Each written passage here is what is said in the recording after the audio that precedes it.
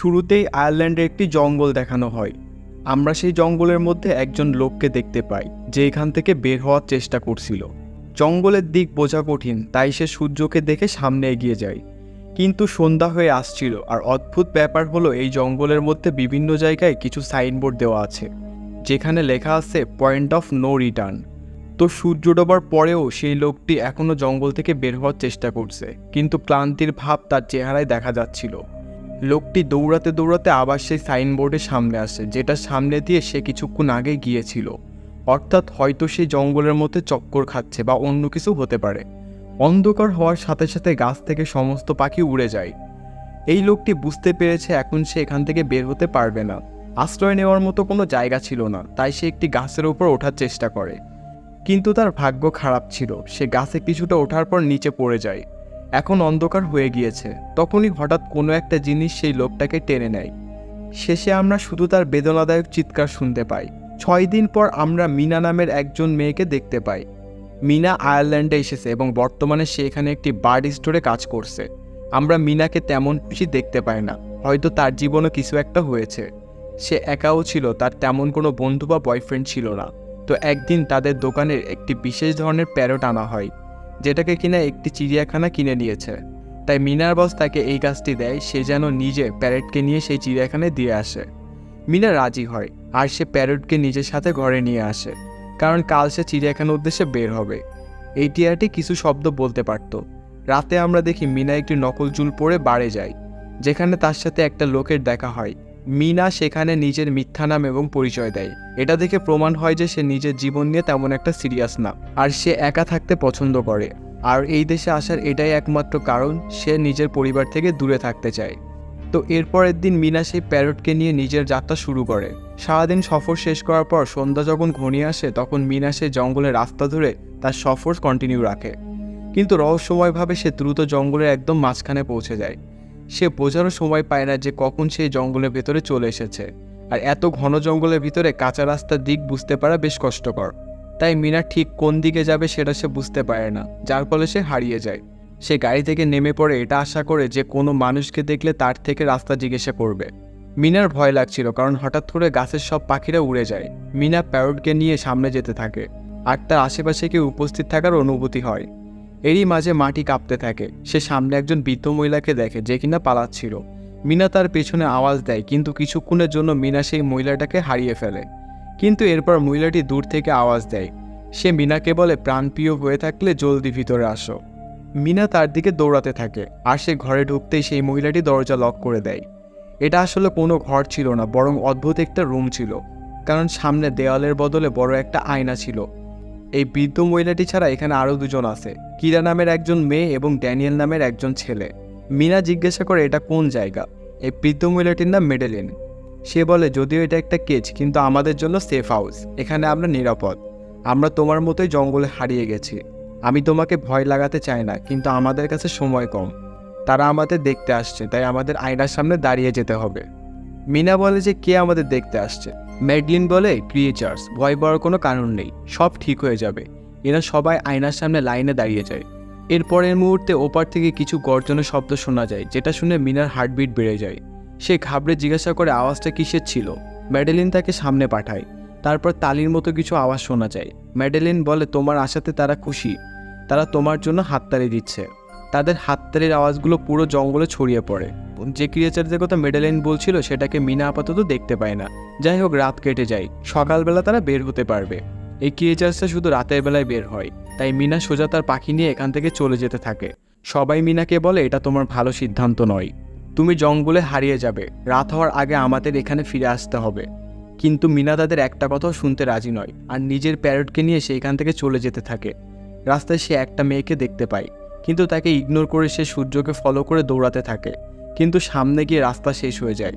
মিনা একটা পাহাড়ের চূড়ায় দাঁড়িয়ে আছে, যেখানে দূর দূরান্ত পর্যন্ত ঘন জঙ্গল ছাড়া আর কিছু দেখা যাচ্ছে না। মিনা নিরাশ হয়ে সেখানে বসে পড়ে। তখনই পেছন থেকে মেডেলিন তাকে বোঝায় সে এখানে একা নয়, যে এখান থেকে বের হওয়ার চেষ্টা করছে।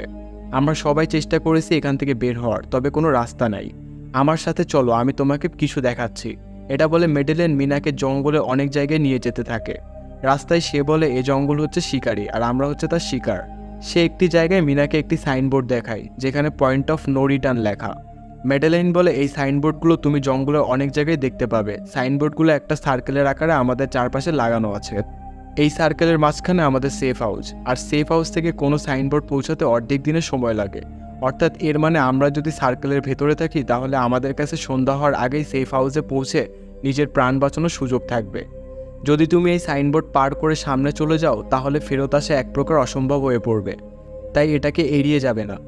মিনা জিজ্ঞাসা করে, এসব কে বানিয়েছে? ম্যাডেলিন বলে, কিরা আর ড্যানিয়েল তাকে প্রফেসর বলে, এসব তিনি বানিয়েছেন। এরপর মিনা কিছু সময়ের জন্য সেখানে দাঁড়িয়ে থাকে। সেদিন রাতে ক্রিয়েচার্সটা তাদের দেখতে আসে। কিরা তাদের সামনে ডান্স করে, বলা হয় এটা তাদের পছন্দ। এটা অন ওয়ে মিরর, তাই তারা শুধু নিজেদের দেখতে পাচ্ছে। এখন এমন নয় যে প্রত্যেককে রাতে তাদের আয়নার সামনে দাঁড়িয়ে থাকতে হবে, তারা আয়নার সামনে যা করতে চায় করতে পারবে। ম্যাডেলিন এখানে এসেছে অনেক সময় হয়েছে, কিন্তু কিরা আর ড্যানিয়েল এখানে এসেছে 1 মাস হয়েছে। রাতে ক্রিয়েচার্সদের কারণে বিপদ তো আসেই, তবে দিনেও তাদের সার্ভাইভ করতে হয়। জঙ্গলে খাবারের জন্য তারা যেটা পায় সেটা দিয়ে তাদের কোনোভাবে চলতে হয়। এই সেফ হাউসে টাইম পাস করার জন্য একটা টিভি ছিল। এর পরের দিন যখন মিনা কিরার সাথে জঙ্গলে খাবারের খোঁজ করতে বের হয়, তখন মিনা জিজ্ঞেস করে, আসলে এই ক্রিয়েচার্সটা আমাদের থেকে কি চায়?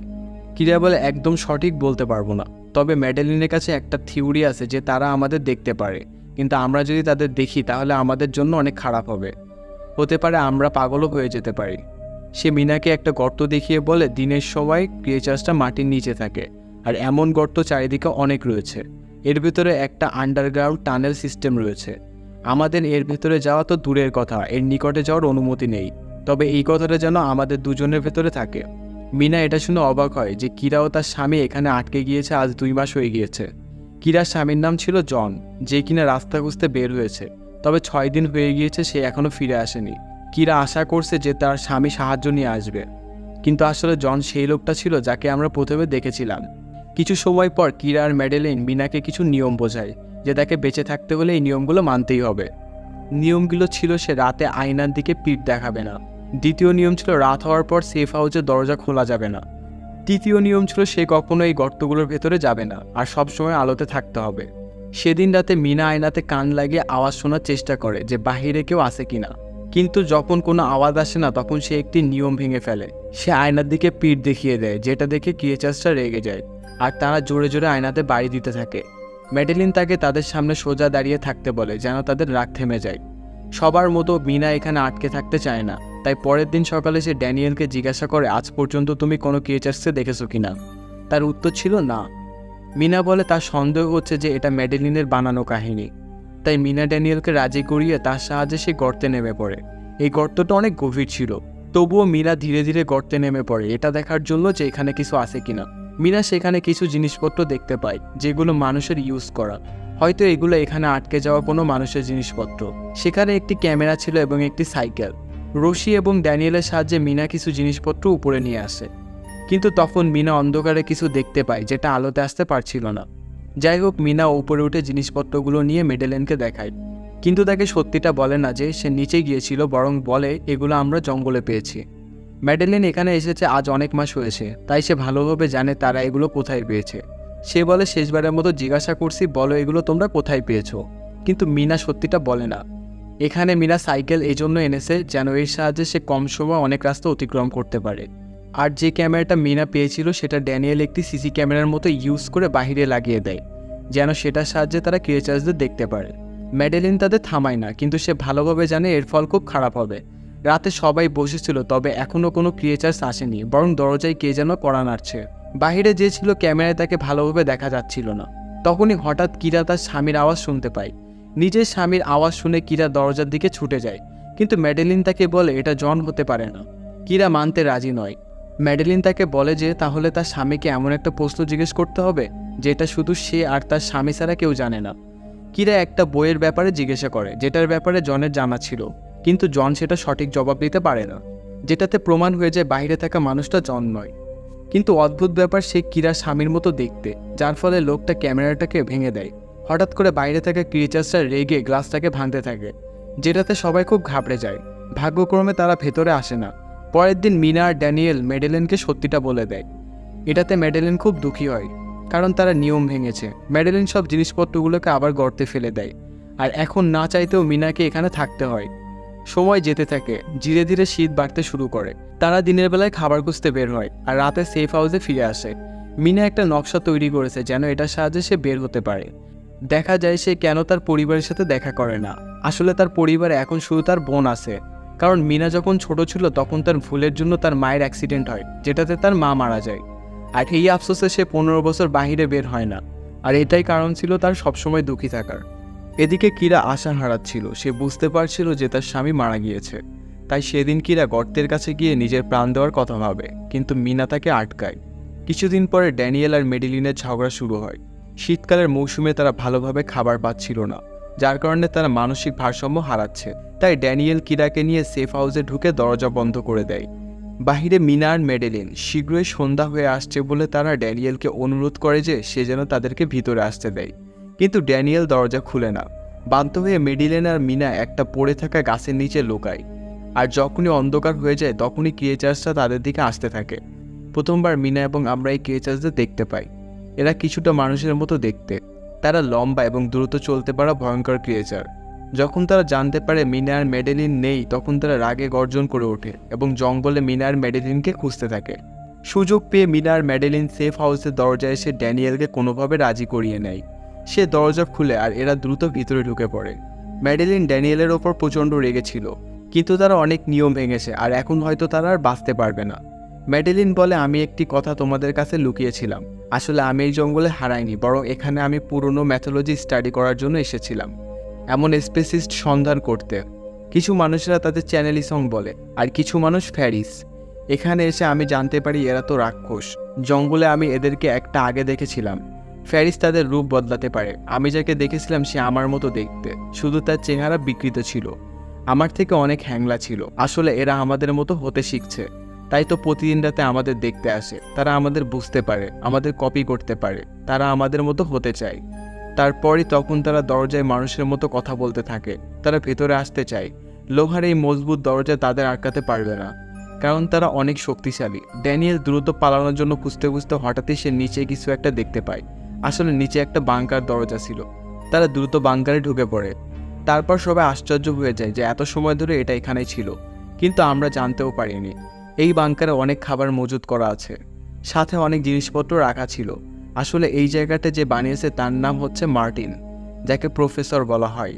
এই সেফ হাউস আর এই বাংকার তারই বানানো। সে ফারিসের ব্যাপারে জানতে পেরেছে এবং সে এমন একটি দুনিয়া তৈরি করতে চেয়েছিল যেখানে মানুষ আর ফারিস একসাথে থাকবে। অর্থাৎ এটা একটা ওয়ান্ডারল্যান্ডের মতো। এখানে একটি কম্পিউটার ছিল, তবে ইন্টারনেট নেই। মিনা সেটাতে রেকর্ডেড ফাইল দেখতে থাকে। সেখানে তারা প্রফেসরের ব্যাপারে অনেক কিছু জানতে পারে। এই ফারিসটা জঙ্গলের মধ্যে কেন বসবাস করছে এটা কিছুক্ষণ পর জানা যাবে।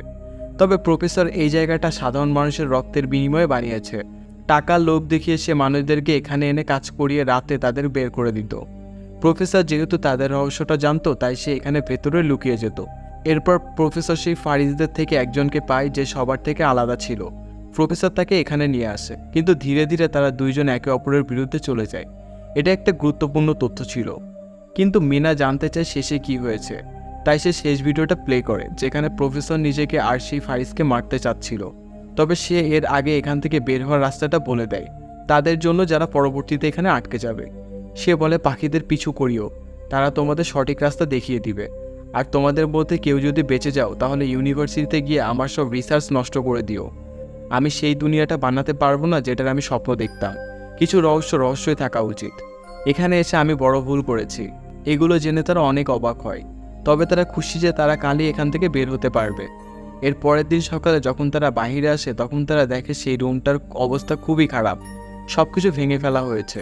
প্রফেসরের বলা রাস্তা দিয়ে তারা চলতে থাকে। মিনা তার প্যারটকে মুক্ত করে দেয় আর সবাই তার পিছু করতে থাকে। তাদের একটা লেক পর্যন্ত যেতে হবে যেখানে প্রফেসরের পোর্ট রাখা আছে। এবার তারা অনেক সামনে এগিয়ে আসে। রাস্তায় তারা একটা কবর দেখতে পায়। ম্যাডেলিন বলে, একটা সময় ছিল যখন ফারিস মানুষদের সাথে থাকতো, কিন্তু মানুষদের আচরণ বদলে যায় আর তারা এদেরই বিপক্ষে হয়ে যায়, যার ফলে তারা সব ফ্যারিসদের এই জঙ্গলে বন্দি করে দেয় এবং শত শত বছর মাটির নিচে থাকার কারণে তারা নিজেদের জাদু হারিয়ে ফেলে, নিজেদের ডানাও। তারা কোনোদিনই ওই জঙ্গল ছেড়ে যেতে পারবে না। সন্ধ্যা হয়ে আসছিল, তাই তাদের দ্রুত বের হতে হবে। তখনই বৃষ্টি শুরু হয় এবং এরপর সূর্য ডুবে যায়, যার ফলে সে রাক্ষসেরা গর্ত থেকে বের হতে শুরু করে। এরা লেক পর্যন্ত তো পৌঁছে যায় আর সাথে বোটও পেয়ে যায়, কিন্তু তখনই ড্যানিয়েল জনকে দেখতে পায় যে কিনা আহত ছিল। ড্যানিয়েল সবার পিছনে পড়ে যায় কারণ সে জনকে সাহায্য করছিল, কিন্তু আসলে সে কোনো জন ছিল না, বরং রূপ বদলাতে পারা ফাঁড়ি ছিল। এরা ড্যানিয়েলকে বাঁচাতে পারে না, আর ওদিকে ফাঁড়ি তার মাথায় একটা চিহ্ন এঁকে তাকে শেষ করে দেয়। তারপর ফাঁড়িটি ড্যানিয়েলের রূপ নিয়ে নেয়। এই ফাঁড়িটা নদী পার হতে পারবে না, তাই মিনা ও তার সাথীরা সুযোগ পেয়ে যায় পালানোর জন্য। বোটের সাহায্যে তারা সেই অদ্ভুত জঙ্গল থেকে বের হয়ে আসে। এর পরদিন সকালে তারা একটি বাস পায়, যেটার সাহায্যে তারা শহরে চলে আসে। কিছুদিন পর মিনা সেই ইউনিভার্সিটিতে যায় যেখানে প্রফেসর অনেক রিসার্চ করেছিল, যেটা কিনা প্রফেসর নষ্ট করে দিতে বলেছিল যারা কেউ সে জঙ্গলে না আসে। মিনা সেগুলো নষ্ট করার জন্য এখানে এসেছে, কিন্তু এখানে এসে সে নতুন কিছু জানতে পারে যে অনেক বছর আগে ফারিসটা মানুষদের সাথেই থাকতো, এমনকি মানুষদের থেকে ফারিসদের বাচ্চাও হয়েছে। এছাড়াও মিনা সেখানে কিছু নতুন ছবি দেখতে পায়, যেখানে মিনা জানতে পারে প্রফেসরের স্ত্রী আর কেউ নয় বরং ম্যাডেলিনাই ছিল। এই তথ্যগুলো নিয়ে সে কিরার কাছে আসে আর তাকে বলে যে আসলে প্রফেসরের স্ত্রী ম্যাডেলিনা, আর সে লাংস ক্যান্সারের কারণে অনেক আগেই মারা গিয়েছে। তারপর প্রফেসর এই রূপ বদলাতে পারা ফারিসদের ব্যাপার জানতে পারে, আর নিজের স্ত্রীর সাথে থাকার জন্য সে এসব কিছু বানিয়েছে। অর্থাৎ মিনাদের সাথে যে ম্যাডেলিনা ছিল সে মানুষ নয়, বরং অর্ধেক ফাঁড়ি আর অর্ধেক মানুষ ছিল। পুরোটা সময় সে মিনাদের সাথে ছিল, সেই একমাত্র ফাঁড়ি যে এখান থেকে বেরিয়ে আসতে পেরেছে। কিন্তু ঠিক সেই সময় জানা যায় মিনা যেই কিরার সাথে কথা বলছে আসলে সেটা কিরা নয়, বরং ম্যাডেলিনাই ছিল, যে কিরার রূপ নিয়েছিল। তখনই আসল কিরা আসে। তখন ম্যাডেলিনা তাকে মেরে অজ্ঞান করে দেয়। সে মিনাকেও মারতে চাচ্ছিল যেন তার সত্যিটা কেউ জানতে না পারে। ম্যাডেলিন বলে সেই জঙ্গলে আমাকে সবাই আজব বলতো, কারণ আমি একমাত্র ছিলাম যে দিনের বেলায় বাহিরে আসতে পারতাম। আমার আলাদা গুণ তারা পছন্দ করেনি, তাই তারা আমাকে বের করে দেয়। মিনা তাকে বলে যে সে আলাদা নয়, বরং সে বিশেষ, সে অর্ধেক মানুষ আর অর্ধেক ফেরি। ম্যাডেলিনা এটা জানতো না যে অতীতে ফেরিসদের থেকে মানুষের বাচ্চা হয়েছে। মিনা তাকে বলে যে সে এই সত্যিটা কাউকে বলবে না, আর হতে পারে তার মতো আরও অনেকেই পৃথিবীতে আছে। এসব কথা জানতে পেরে ম্যাডেলিনার জাদু ফিরে আসতে শুরু করে, সাথে তার ডানাও। সে মিনাকে জ্যান্ত ছেড়ে দেয় এবং সেখান থেকে উড়ে যায়। এরপর আমরা কিছু সপ্তাহ পরের দৃশ্য দেখতে পাই, যেখানে মিনা তার বোনের সাথে থাকতে এসেছে। তারা যমজ বোন ছিল।